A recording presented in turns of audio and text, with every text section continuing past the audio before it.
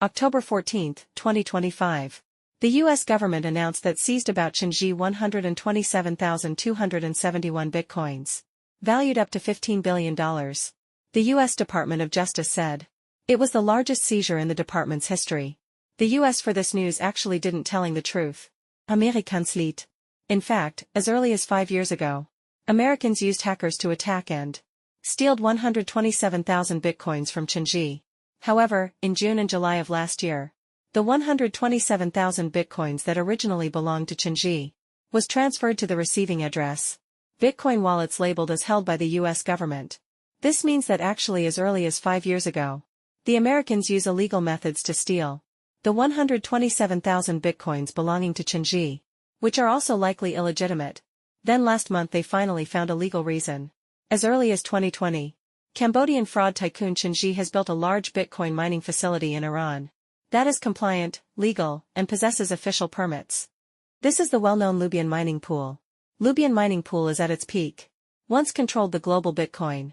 Nearly 6% of computing power.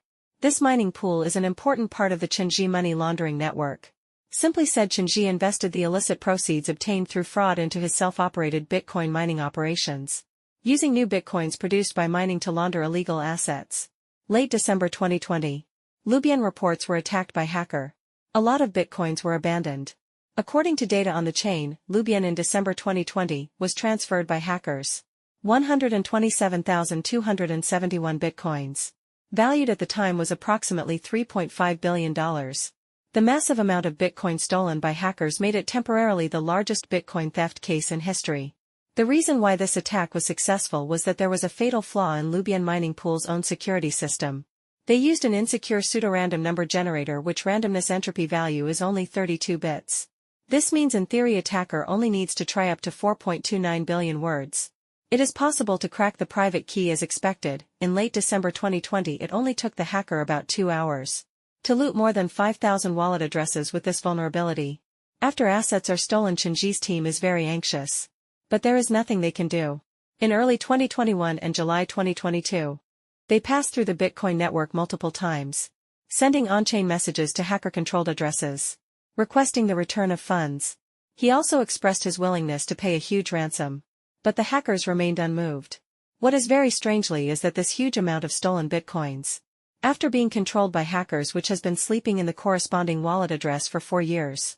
No attempts to move or liquidate the stolen assets. The above are all news facts publicly reported by media in various countries. First, such large-scale attacks exploiting cryptographic weaknesses and system vulnerabilities require substantial technical expertise and significant resources. It is impossible for ordinary hackers to complete it independently. This in itself is a typical behavioral characteristic of a state-level hacker organization.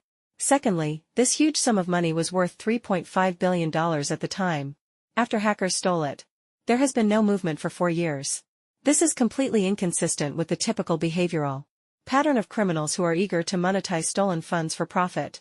This exceptional patience and discipline aligns more with a state actor's strategy of strategic latency, employed to evade detection, while awaiting opportune legal and political circumstances. June 2024. This huge amount of Bitcoin, which had been dormant for nearly 4 years, was suddenly activated and transferred to a new batch of Bitcoin wallet addresses. The key point is that professional blockchain analysis platforms tag these final recipient wallet addresses as U.S. government-owned. This means that by June 2024, Chenji 127,000 Bitcoin assets has been clearly controlled by the U.S. government on the chain. Not only that, blockchain experts have also determined through technical comparisons that the Bitcoin stolen by Chenji 5 years ago and the Bitcoin confiscated by the U.S. government last month are the same amount of money. In addition to the highly consistent quantity. In an indictment last month by the U.S. Department of Justice, 25 wallet addresses listed.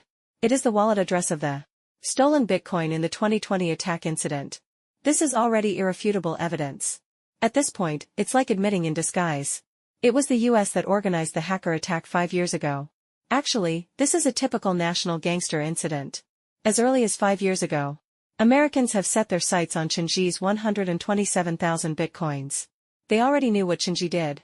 But at that time, Chenji had just been granted the title of Duke by the King of Cambodia. Also an advisor to Prime Minister Samdech Hun. Senator Americans have no evidence to prove that Chen Ji's 127,000 bitcoins were illegally obtained. So Americans simply used coercive measures to oppress the other party, knowing your money was stolen. So the Americans just steal your money.